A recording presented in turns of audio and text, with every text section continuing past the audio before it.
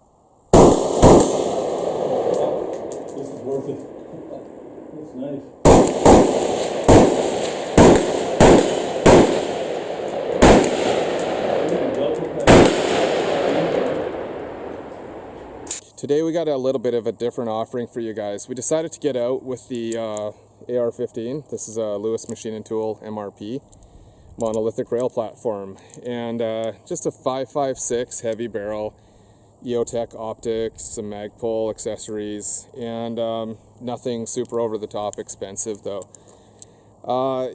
Very, very accurate gun. We've taken this out to 616 meters, and you could easily, like, repeatedly hit, you know, a pie plate size target with 70 grain Black Hills reloaded ammo. But today, we're not here to talk about the AR-15 specifically. We're here to talk about this right here. This is the TriggerTech trigger for AR-15, and this is a drop-in trigger. Very, very nice and crisp. I really like the short reset on it. It's very, very tiny. You know, double taps on this thing are probably 2 to 2.5 times faster with really no practice, just by switching to this trigger compared to the factory 2-stage trigger that came with it, which was a nice trigger. It was a very nice crisp trigger. That said, this is definitely superior. It's a drop-in cartridge, and so all you have to do is take your safety out, being real careful not to drop anything in those little screws or anything, and pop these two pins out on the side, one here and one here, and remove your trigger assembly. And this trigger assembly is a one piece, and I know it's kind of hard to see in here, but for those of you who are familiar with AR-15 setups, you'll understand better what I'm looking at here. So you've got these. So once you've got your factory trigger assembly out, you're going to drop this in. It sits on the bottom, and you're going to put the two pins back in the side. And then in these, you see you've got these 3 holes here. You've got one bigger one in the middle, and then a small one on either side. There's Allen keys in these small ones on the other side, and you just tighten those up down against the frame, and it locks everything in place. And that's it. That's your assembly. Put your safety back together and you're good to go. Very, very crisp, very impressive. Like I said, speed definitely comes up just by switching to this trigger. That said, I'm really rusty right now with the AR-15. I've been doing a lot of work with long range stuff, and so this hasn't been a focus for me for quite a while. That said, that's going to change, and this is a great excuse to change that too, because you know, anything to do with firearms is a perishable skill, right? You've got to keep working at things, you got to keep training, you got to keep practicing. We are, of course, gonna see how this is for long range. Of course, like I say, we've taken this rifle and we've taken it out to 616. About a 12 to 15 mile per hour wind, gusting to 20, you know, and we're able to hit a pie plate at, you know, 616. That's about 680 yards, right? So this is a very accurate rifle, and I know it could go further.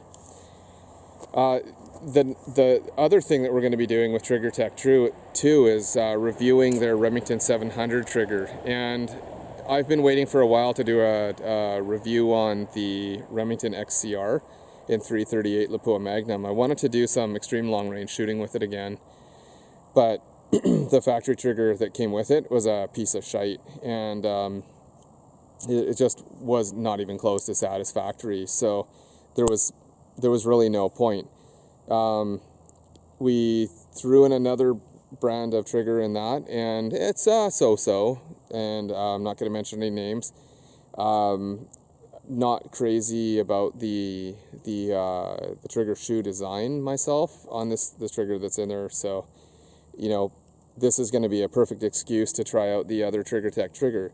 And with how crisply this TriggerTech trigger breaks, that's a mouthful saying that a bunch of times, I think it's really going to improve the capability of the 338 over, you know, both the triggers that have been in it so far, and come up with a much more satisfactory overall rifle. Back to the AR-15 trigger though, there is a noticeable improvement. It's well worth $159 Canadian or whatever it is American for this setup. You're definitely getting bang for buck, pun intended. And you know, the next thing that we got to do actually is get a whole bunch of rounds through this thing, see how the trigger actually holds up over time with you know, getting some carbon, getting some dirt in there, and running it hard for a while. And you know, so we'll do a follow-up review in a little while, and just let you know how it's holding up, and you know, what our impressions are over time. And we're going to try and keep doing that with our videos, because there's a lot of stuff that, you know, might work fine out of the box, but you know, over time maybe it's going to break down, or maybe there's you know, an issue with the material or something like that that's going to wear down or fatigue. We're just waiting on a Minix Zp8 Optic, and this is a really unique optic. If you've never heard of or didn't know that Minix made optics, they're well worth looking into. The Zp8 scope that I reviewed with the MR5 reticle is just absolutely out of this world. It's second to none, and we had a chance to actually compare it to Schmidt & Bender, Leupold. So I expect that the Zp8 scope is going to be a real nice complement to the testing that we're doing with the TriggerTech trigger, because it's a scope that goes from a CQB setup to a long-range setup, because it has a second focal plane reticle as well as a first focal plane. Now, I mean, that's about as high-tech as you can get for optics.